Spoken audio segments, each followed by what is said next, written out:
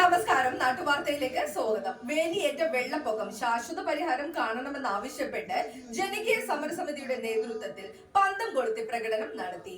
ചാത്തങ്ങാട് ബസാറിൽ നിന്നും ആരംഭിച്ച പ്രകടനം അണിയൽ ബസാറിൽ അവസാനിച്ചു.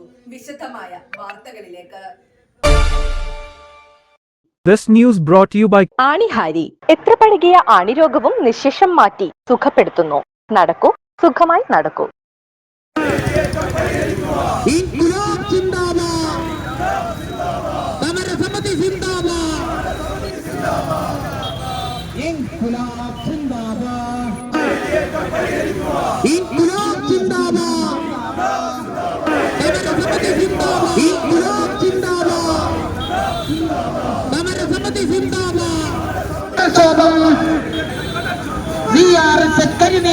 റോഡിന് ഇരുവശവുമുള്ള ജനങ്ങൾ അനുഭവിക്കുന്ന വേലിയേറ്റ വെള്ളപ്പൊക്ക ഭീഷണിയെ തുടർന്ന് ജനകീയ സമരസമിതിയുടെ നേതൃത്വത്തിൽ വേലിയേറ്റ വെള്ളപ്പൊക്കത്തിന് ശാശ്വത പരിഹാരം കാണണം എന്നാവശ്യപ്പെട്ട് നടക്കുന്ന സമരങ്ങളുടെ ഭാഗമായി ഇന്ന് രാവിലെ എടവനക്കാട് വില്ലേജ് ഓഫീസിന് മുമ്പിൽ നടത്തിയ ധർണയ്ക്ക് ശേഷം വൈകിട്ട് പന്തം കൊളുത്തി പ്രകടനമാണ് ആരംഭിക്കാൻ പോകുന്നത്.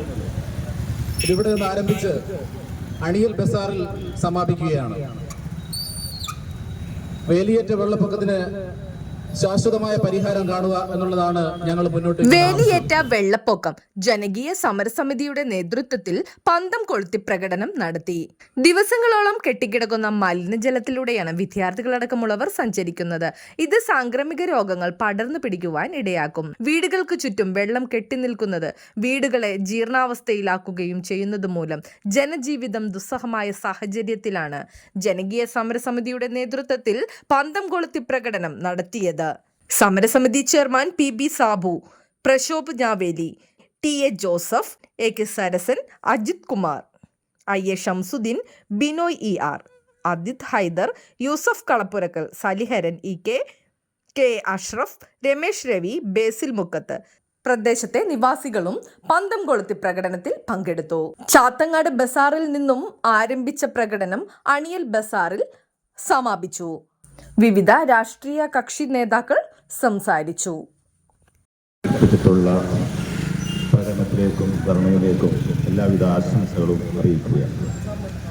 ഇന്ന് രാവിലെ ജനകീയ സമിതി എടവനക്കാട് വില്ലേജ് ഓഫീസിന്റെ മുമ്പിൽ തുടങ്ങിയ ധർണ വളരെ പ്രശംസനീയമായ ആൾക്കൂട്ടം കൊണ്ടും മറ്റെല്ലാ പരിപാടികളും ആ സമിതി തന്നെയാണ് വൈകുന്നേരം.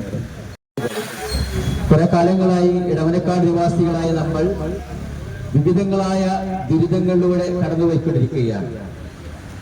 നമ്മുടെ കടൽഭിത്തി തകർന്നിട്ട് ഏതാണ്ട് 20 വർഷത്തോളം കഴിഞ്ഞിരിക്കുകയാണ്. അതോടൊപ്പം തന്നെയാണ് ഈ നാട്ടിലെ ബഹുഭൂരിപക്ഷം ജനങ്ങളും വേലിയേറ്റ വെള്ളപ്പൊക്കത്താൽ വല്ലാത്ത ദുരിതത്തിലേക്ക് പോയിക്കൊണ്ടിരിക്കുക. മറ്റൊന്ന്,